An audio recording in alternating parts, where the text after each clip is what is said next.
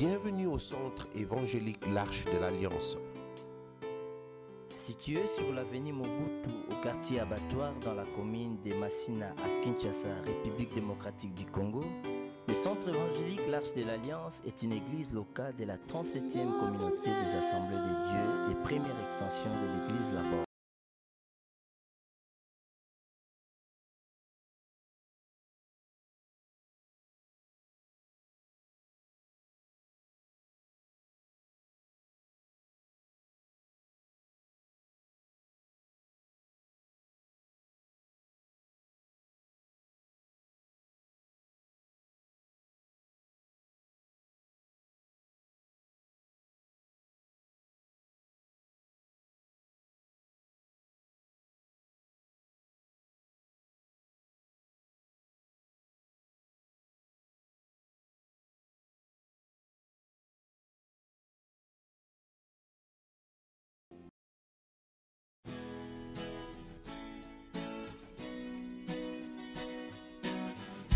Je crois en Jésus, je crois qu'il est le Fils de Dieu, je crois qu'il est mort et ressuscité, je crois qu'il a payé pour tout, et je crois qu'il est ici.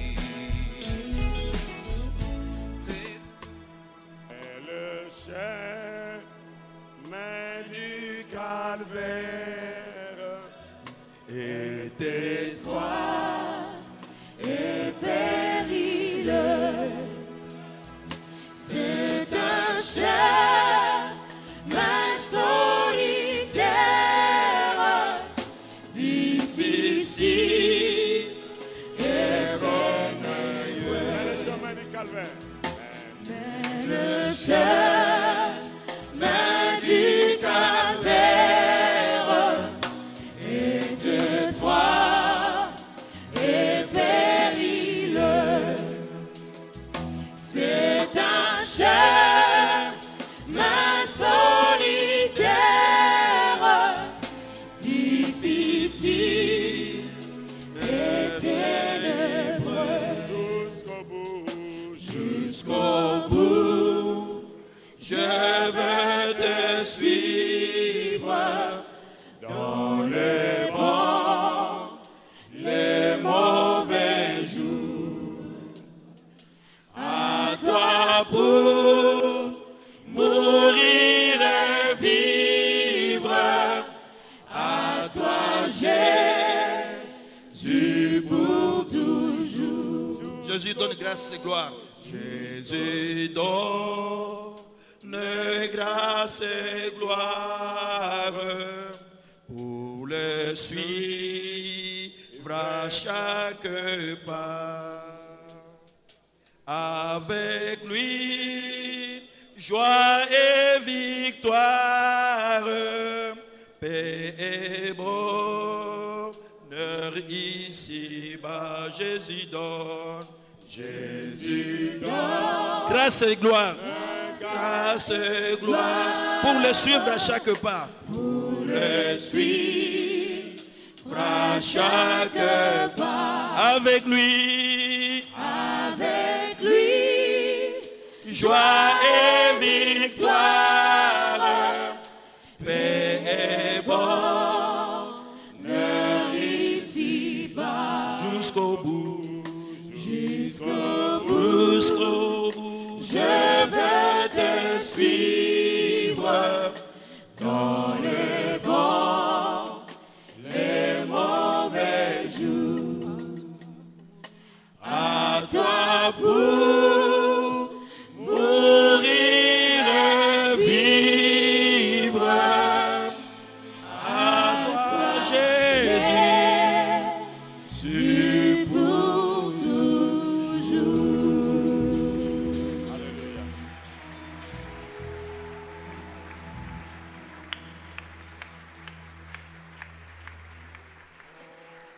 Seigneur, cela n'est pas une mélodie lorsque nous pouvons penser à nos bien-aimés qui ont chanté ces chants et qui ont composé à des moments difficiles de leur vie, alors qu'ils avançaient, rassurés dans leur cœur de ta protection, même s'ils pouvaient être livrés aux bêtes sauvages, aux animaux méchants, brûlés par le feu, rejetés par les hommes, mais acceptés par toi. Vous pouvez faire cette déclaration solennelle devant le monde des ténèbres dans lequel ils appartenaient pour venir à toi. C'est pourquoi, Seigneur, ce matin, le 1er janvier 2017, que cela soit une déclaration de foi, une déclaration d'engagement, une déclaration de la constance. Avec ton aide, nous irons jusqu'au bout, Seigneur.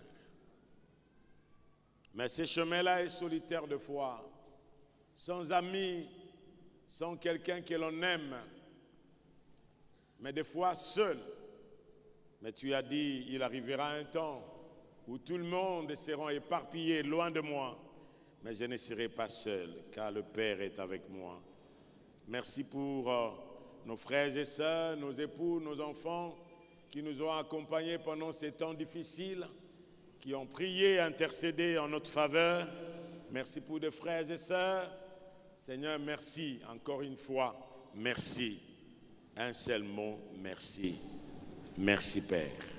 Merci encore. Tiens-nous par la main. Quoique nous pouvons lâcher, mais toi, tu nous tiens par la main. Oublions ce qui est en arrière, mais tendons vers ce qui est en avant. Nous courons vers le but, vers cette vocation céleste que tu nous as adressée. Tu es mon Seigneur, tu es mon roi, tu es mon tout suffisant. Sois le tout de ton Église jusqu'à dans l'éternité. En ton glorieux nom, nous avons prié, Seigneur. Amen. Amen. Merci. Amen. Amen. Ok, nous parlons sur l'héritage, c'est couvert là-bas. Gardez votre héritage, ne la vendez pas. Mais quel est l'héritage que le Seigneur nous donne?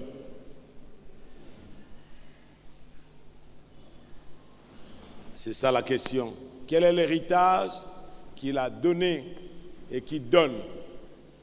Il y en a plusieurs, mais l'héritage qui est comme l'héritage, nous ne pouvons pas dire mère, mais l'héritage qui est central, l'héritage qui est le centre, le socle de ces héritages que nous recevons, c'est le royaume. C'est pourquoi nous disons la réintroduction du roi et de son royaume. Ne crains point, petit troupeau, car votre Père a trouvé bon de vous donner un royaume. Et tout au long de cette année, nous aurons à partager. Il est dit, cherchez plutôt le royaume de Dieu, et toutes choses vous seront données par-dessus. Ne crains point le petit troupeau, car votre Père a trouvé bon de vous donner, et nous pouvons le dire, de vous redonner un royaume.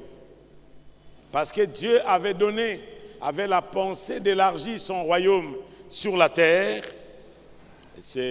Vous pouvez me demander, mais quel texte, pasteur? On a déjà lu le texte de le début, c'est dans Luc, à partir du verset 1er, vous pouvez aller là-bas, parce que ce sont des textes. Autrefois, il n'y avait pas de toutes ces séparations que vous avez dans votre Bible. Nous pouvons aller jusqu'au verset à la fin. Ce sont des paroles de Christ, mais le centre de ces chapitres, c'est le royaume qui le réserve. C'est pourquoi le Seigneur commence d'abord par, si ces ont été faits, les gens s'étaient rassemblés par milliers au point de se fouler les uns les autres. Avant tout, il dit, gardez-vous du levain des pharisiens qui sont hypocrites. Le pharisianisme, c'est la religion. Mais le royaume, c'est Dieu qui se manifeste sur la terre. C'est Dieu lui-même. Le pharisianisme, les Hérodiens, c'est un parti politique qui était un parti politique d'Hérode, qui était le roi, il avait son parti. Ce n'est pas nouveau sur la terre. Il y avait des Sadducéens, il y avait plusieurs, il y avait des Maccabées qui étaient des nationalistes. À l'époque où Jésus est venu, il a trouvé toutes ces choses qui se passaient. Il cherchait la libération, il cherchait l'indépendance à cause de l'oppression du Romain. Ils ont été victimes de plusieurs empires, depuis l'empire babylonien, mais ils ne se sont jamais demandé pourquoi Dieu nous a laissés, pourquoi Dieu nous a abandonnés, alors que Dieu voulait créer une entité, une colonie de son royaume dans la planète Terre. C'était la colonie de Dieu, où il voulait que l'homme soit prince sur la terre, et lui, Dieu, au ciel. Il est prince, le gouverneur, qui devait exécuter les ordres du roi. C'est pourquoi lorsque l'homme a cédé à la tentation, le monde est devenu tel qu'il est. Mais pour que ce monde redevienne le monde où l'homme peut habiter, il a fallu un homme, pas un ange, pour venir redonner encore, réintroduire le royaume de Dieu. C'est pourquoi, frères et sœurs, le niveau où l'arche est arrivée aujourd'hui dans la 30e année, nous voulons parler de ces choses parce que les jours à venir sont des jours décisifs pour chacun de nous. Le Seigneur revient bientôt. Nous ne venons pas ici en tant que religieux, en tant que croyants, sympathisants, mais nous venons comme des sujets du royaume si vous avez fait une expérience avec votre Seigneur Jésus-Christ. Cherchez plutôt le royaume de Dieu. Et le deuxième texte, c'est dans Matthieu 24, verset 14. Il est dit, cette bonne nouvelle du royaume sera prêchée à toutes les nations. Matthieu 24, verset 14. Cette bonne nouvelle du royaume sera prêchée à toutes les nations, et après quoi viendra la fin. Cette bonne nouvelle du royaume, c'est-à-dire le royaume a été tellement méconnu. Les gens, à cause de l'esclavagisme, à cause de l'oppression, ils ne voyaient pas le royaume.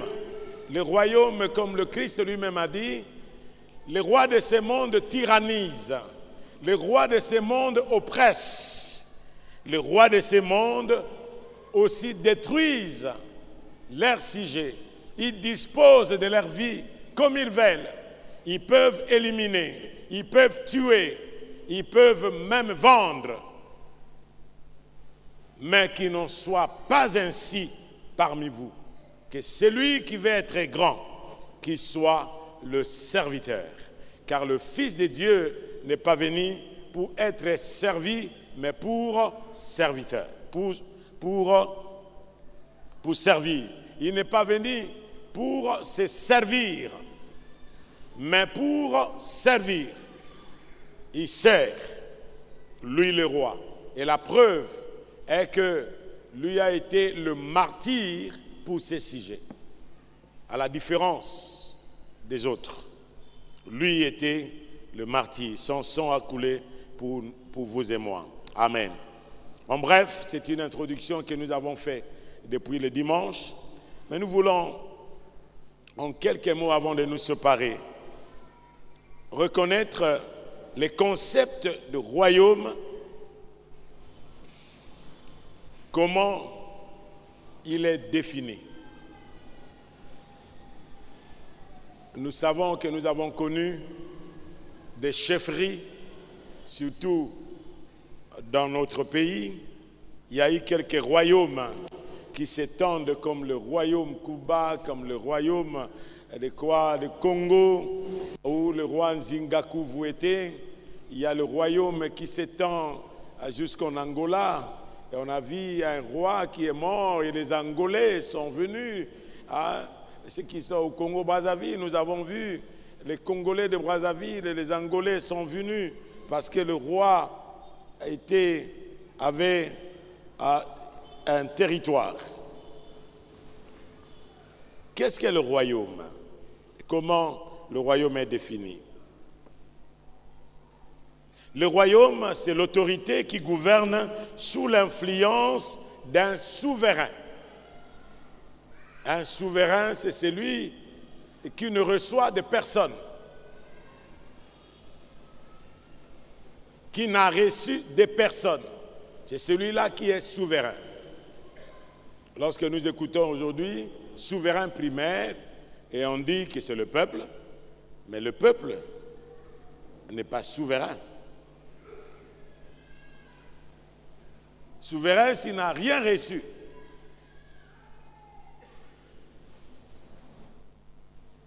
Il est souverain par rapport aux républiques, mais il n'est pas souverain par rapport au royaume.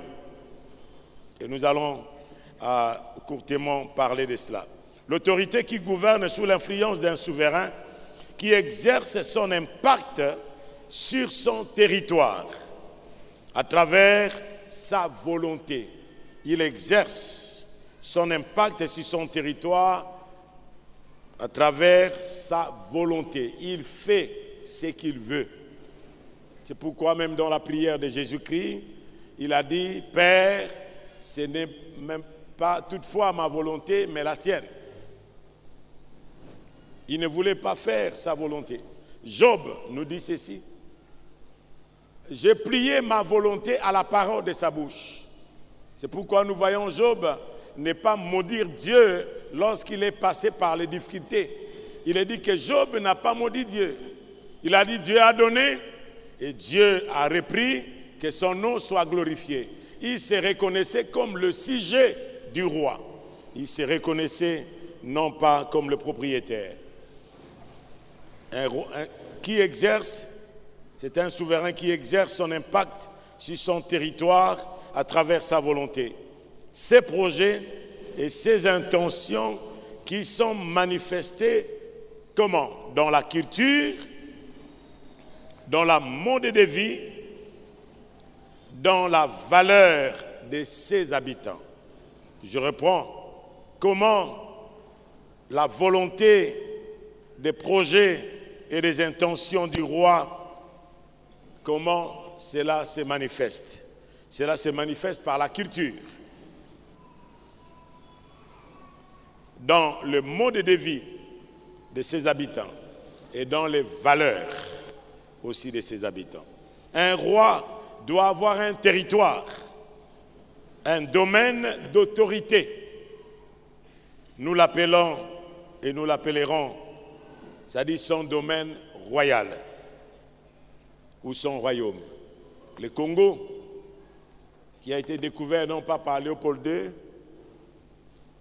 lorsque Livingstone, Staley sont venus, ils ont découvert l'embouchure du fleuve Congo, et plus tard, c'était devenu la propriété du roi, le domaine du roi. C'est pourquoi nous avons dit que le royaume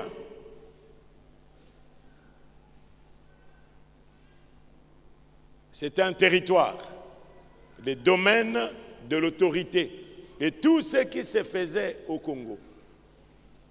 Il y avait des gouverneurs généraux et dans certains territoires ou districts, il y avait aussi des administrateurs et des gouverneurs. Et la Bible nous dit que nous sommes des administrateurs de différentes grâces de Dieu. C'est-à-dire, nous sommes des administrateurs, nous sommes des gouverneurs, des sous-gouverneurs, alors qu'il y a le gouverneur général, Et nous allons le reconnaître plus tard, qui est le gouverneur général dans le royaume de Dieu. Et nous ne sommes que des administrateurs des différentes grâces que Dieu nous donne. On ne peut pas être roi sans avoir de territoire. Il faut pouvoir régner sur quelque chose. Tu ne peux pas être roi. Nous avons vu un président qui n'avait même pas un pays. Il se réclamait de la Palestine. Mais lui-même est parti, il est mort. Il avait son bureau, il avait son palais dans les avions, Caire en Égypte, par-ci, par-là, et il se réclamait de l'autonomie palestinienne, ainsi de suite. Vous savez, il n'avait pas un territoire. Jusqu'à la fin de sa vie, c'est le territoire actuel que nous avons comme la Palestine. On ne peut pas être roi sans siéger. C'est-à-dire, on ne peut pas être roi sans territoire. Dis avec moi, on ne peut pas être roi sans territoire. On ne peut pas, il faut pouvoir régner sur quelque chose. On ne peut pas être roi sans siéger, habitant et travaillant dans le royaume. Et ces siégés qui travaillent, qui habitent, qui travaillent dans le royaume, ils ne travaillent pas pour quelqu'un d'autre, ils travaillent pour le roi. Ça, c'est le royaume. Ils ne travaillent pas pour eux-mêmes d'abord. Le roi les prodigue. Il leur donne ce qui peut leur donner la capacité, les moyens de travailler pour lui. C'est pourquoi nous avons vu même notre éducation ici au Congo. C'était une éducation coloniale où on étudiait pour chercher l'emploi et non pas pour créer l'emploi personnellement. Et cette mentalité reste encore aujourd'hui. Cette mentalité, après le travail, j'ai l'honneur de demander tel, j'ai l'honneur, j'ai l'honneur, j'ai l'honneur, j'ai l'honneur. Il n'a jamais pensé à créer quelque chose parce qu'il avait la mentalité qui dépendait du roi. L'administration dépendait du roi. L'armée dépendait du roi. La police dépendait du roi. Le sol et le sous-sol dépendaient du roi.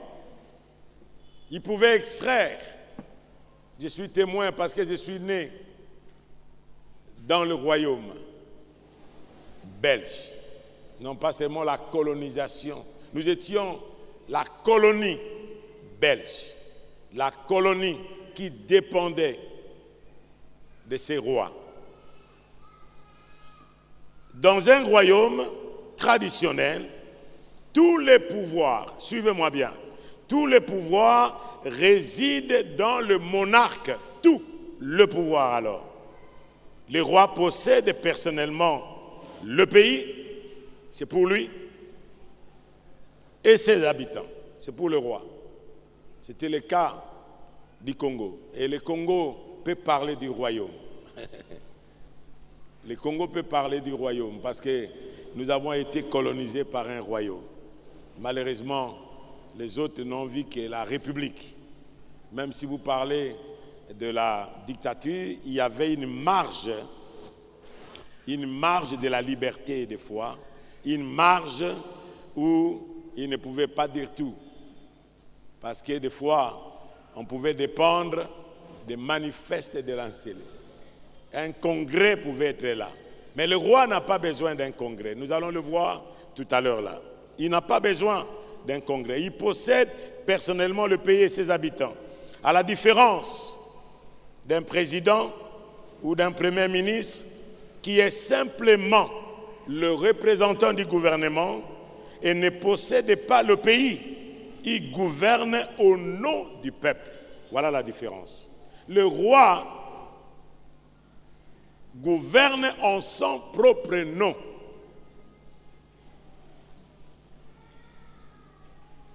Il n'a qu'à faire avec le Sénat. Il n'a qu'à faire avec le Parlement. il a ses propres lois, il a une vision qu'il donne.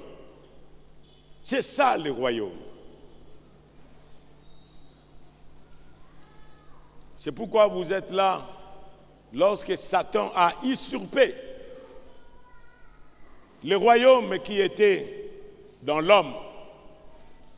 Lorsque Satan a séduit l'homme, lui qui n'était qu'un exilé, parce que Dieu l'avait précipité sur la terre. Lorsque vous lisez Apocalypse, d'abord Ézéchiel, le chapitre 28, à partir du verset 11e, écrivez cela et allez-y à la maison, pour voir comment Satan avait conçu quelque chose au fond de son cœur pour détrôner Dieu.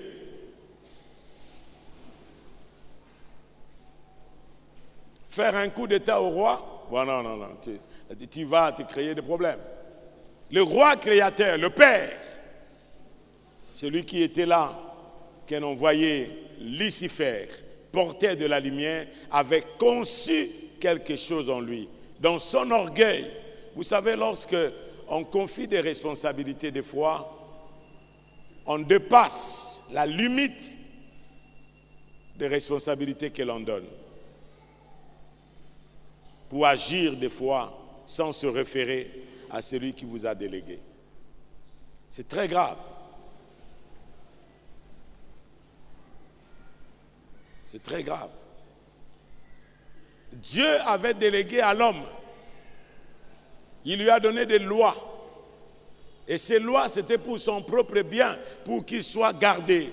Il a placé, le psaume 115 nous dit, les cieux sont les cieux de Dieu et il a donné la terre au Fils de l'homme. Il a donné la terre à qui? Lisez à la maison. Le psaume 115, versets 15 à 16. Dieu a créé le ciel et la terre. Soyez bénis par l'Éternel. Ça commence par, soyez bénis de qui? Par l'Éternel, qui a fait le ciel et la terre. Les cieux sont les cieux de Dieu, mais il a donné la terre au Fils de l'homme.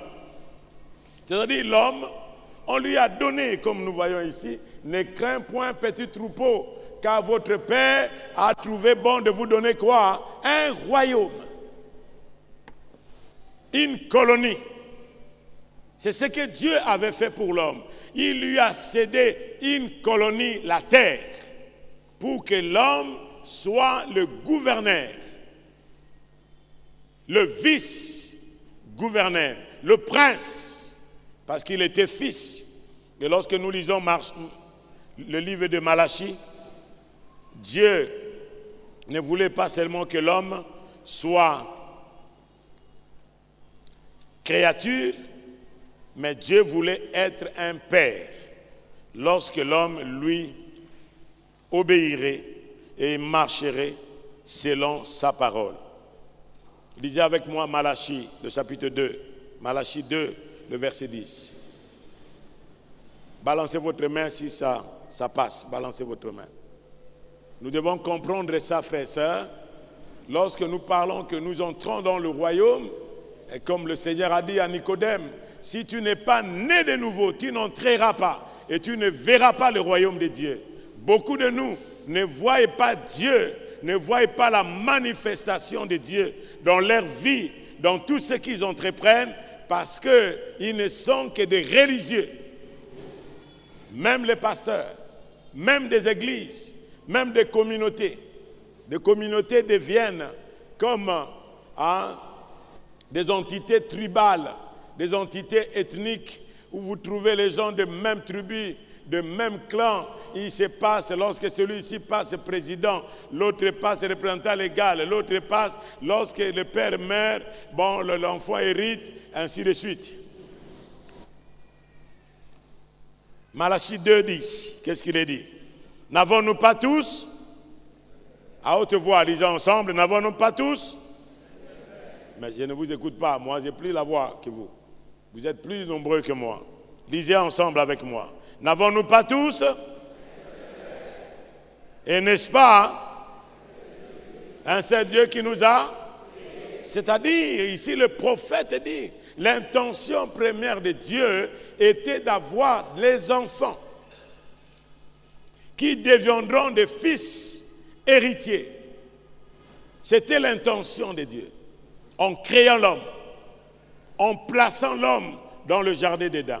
L'intention première de Dieu, c'était élargir sa famille, élargir ce qu'il était. C'était l'intention première de Dieu.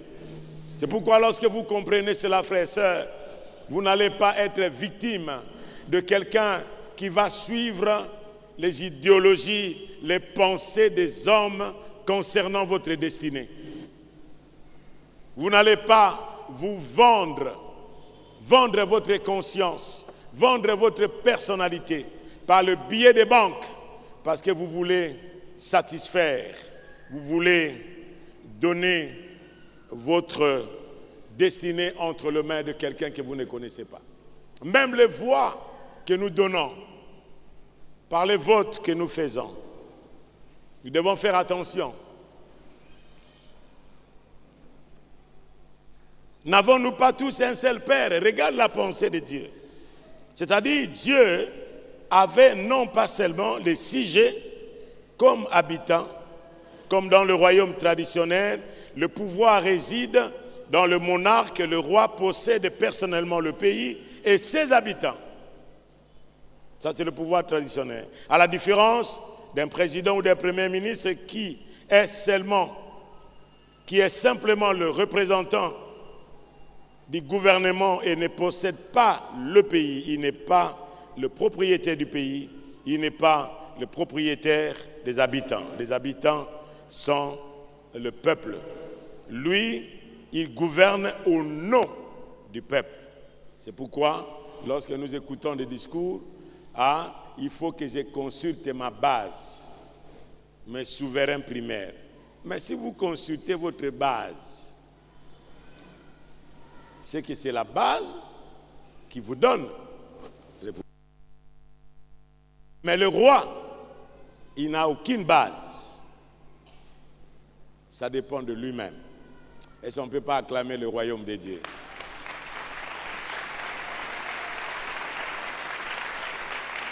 Voilà la différence. C'est pourquoi lorsque nous parlons du royaume de Dieu, frères et sœurs, nous ne parlons pas de la politique. C'est pourquoi le Christ lui-même, quand il est venu, il a dit à Hérode, si mon royaume était de ce monde, j'aurais demandé à mon Père de m'envoyer une légion d'anges. Mais pour l'instant, je ne suis pas venu pour ce royaume-là. Je suis venu établir, je suis venu redonner, je suis venu encore réintégrer le royaume pour que mes frères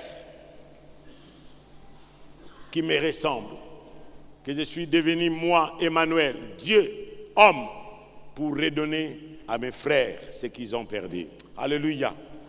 Alléluia.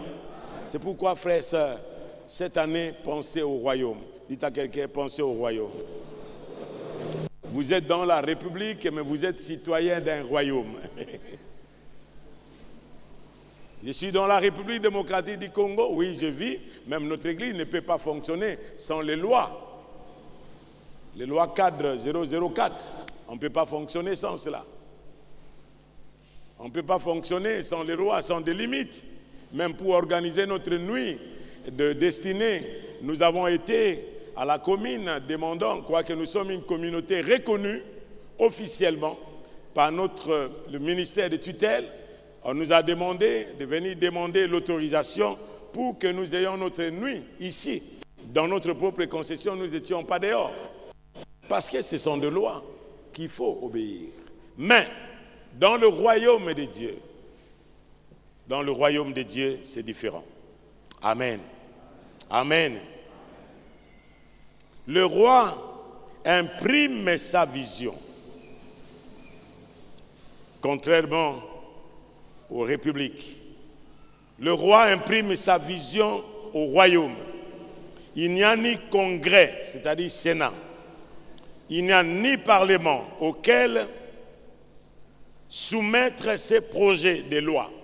Dieu ne soumet pas ses projets de loi aux anges pour que les anges délibèrent.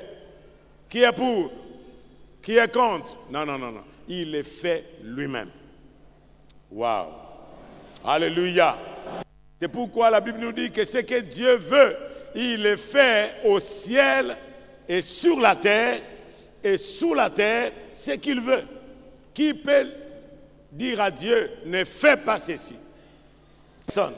Mais on peut dire à ceux qui gouvernent, ne fais pas ça. Mais jamais à Dieu. Voilà le Dieu que vous adorez. Voilà le Dieu que vous adorez. Un sorcier ne peut pas donner des ordres à Dieu. Pour hier, pour ceux qui étaient ici hier, nos enfants ont présenté même Satan pour qu'il tente Job. Il est allé vers Dieu. Il a insinué quelque chose, une calomnie, pas une médisance, parce que ce n'était pas vrai. Une calomnie, c'est fomenter quelque chose qui n'est pas vrai pour nuire. Mais une médisance, c'est quelque chose qui existe, qui est fait, mais on rapporte ça pour nuire. Mais ici, c'était une calomnie. Il a calomnié Job dans la présence de Dieu. Pour dire, Job t'aime parce que tu lui as donné ça, tu lui as donné ça. Essaye de lui ravir. Mais si Satan avait le pouvoir sur Job, il pouvait le faire de lui-même. N'est-ce pas? Est-ce que nous sommes là ensemble? Nous sommes là ensemble? Frères, écoutez-moi, même les sorciers, vous avez traversé cette année, ceux qui ont pensé vous faire du mal, ils n'ont pas pu parce que Dieu n'a pas autorisé. Est-ce que quelqu'un m'entend, s'il vous plaît? Moi, je n'ai pas besoin de vos acclamations. J'aimerais seulement inciter votre foi pour que cette année 2007, vous viviez dans le royaume. C'est-à-dire quelqu'un qui pouvait faire, qui pouvait avoir des projets. C'est pourquoi la Bible nous dit, tous projets sont dans le cœur de l'homme, mais ce sont les desseins de Dieu qui se réalisent. Tout projet peut monter dans le cœur des hommes, mais c'est le dessein de Dieu. C'est lui seul qui tient le pouvoir sur tout, qui peut décider sur la vie de ce monde, et c'est lui seul qui décidera sur la fin ou sur le progrès, sur votre bénédiction. C'est pourquoi, frères et sœurs, ne cherchez pas votre bénédiction en Orient, en Occident, dans les sociétés secrètes. N'allez pas consulter un féticheur. Il va vous donner lui-même des fétiches. Allez voir là où il couche, là où il dorme, là où il passe la nuit. Il va vous élever dans quel niveau, où il est. La plupart d'entre nous là, nous sommes là. La plupart qui sont ici ce matin, je suis en train de le dire par l'Esprit de Dieu. Vous êtes en train de crocher des deux côtés.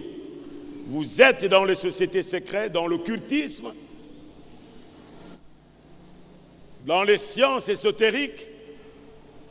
Des gris-gris, vous consultez les autres, même pour votre promotion. La Bible dit que l'élévation ne vient pas de l'Orient ni de l'Occident.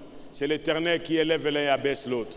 Il y en a combien qui séduisent la jeunesse aujourd'hui pour dire que vous ne pouvez pas progresser, vous ne pouvez pas percer. Il faut qu'il y ait quelqu'un au-dessus de vous. Il faut qu'il y ait un parapluie.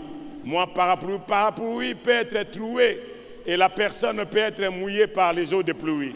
Mais nous avons plus que la parapluie. Nous avons Dieu vivant. C'est pourquoi la Bible dit, celui qui se repose sous l'abri du Très-Haut, il est sous l'ombre du Tout-Puissant. Que 1000 tombent d'un côté ou 10 000 de l'autre côté, nous ne serons pas atteints. Amen. Amen. Voilà, frères et sœurs. Voilà le royaume auquel nous voulons parler. Il n'y a que le monarque. Il a accès immédiatement à son conseil, formé de personnes qu'il a choisies lui-même et qui ont sa confiance et qui exécutent sa volonté. Lui-même le roi. Il a accès dans son conseil. C'est pourquoi Jérémie dit, qui a assisté dans le conseil de Dieu, pour écouter les paroles de Dieu, pour annoncer à son peuple. Vous savez, aujourd'hui, les gens prient comme au Congo. On nous dit que nous sommes au moins 90%. Mais quelle est l'influence de l'Église au Congo? Quelle est notre influence? Dans quel domaine nous sommes influents? Nous sommes là avec des bonnets, on est là avec des cadres, même ce que nous avons laissé au temps de Luther, à l'époque des réformes, nous avons repris ça. Et nous commençons même à faire des signes, les protestants. Même les pentecôtistes. Même ceux de réveil. Mais quelqu'un qui est réveillé peut aller encore avec des tiares dans la croix. Non, on n'a pas besoin de ça. Ce n'est pas un habit. Ce n'est pas un habit, mais c'est la présence. C'est la présence du Seigneur qui importe. Dites à quelqu'un, c'est la présence. Ne cherchez pas à être connu par les apparences d'un habit. On sera comme un tombeau blanchi, où à l'intérieur il y a des ossements, mais à l'extérieur on paraît être. Que le Seigneur me garde de paraître. Que le Seigneur me garde et il me gardera toujours de paraître. Que le Seigneur vous bénisse. Vous êtes dans le royaume. Es-tu dans le royaume ou es-tu dans une république? Moi, j'aimerais être d'abord dans le royaume et vivre dans une république. Hello? J'aimerais être d'abord dans le royaume et manifester la vie du royaume dans la République avec ses valeurs, avec la moralité, avec la vie du royaume, l'amour du royaume qui ne peut pas détruire la vie de son prochain, qui ne peut pas convoiter le bien de son prochain parce qu'on est dans le royaume de Dieu qui donne à qui il veut et qui élève qui il veut et qui bénit qui il veut. Soyez bénis ce matin et nous vous souhaitons heureuse année 2017 et bienvenue dans le royaume de Dieu.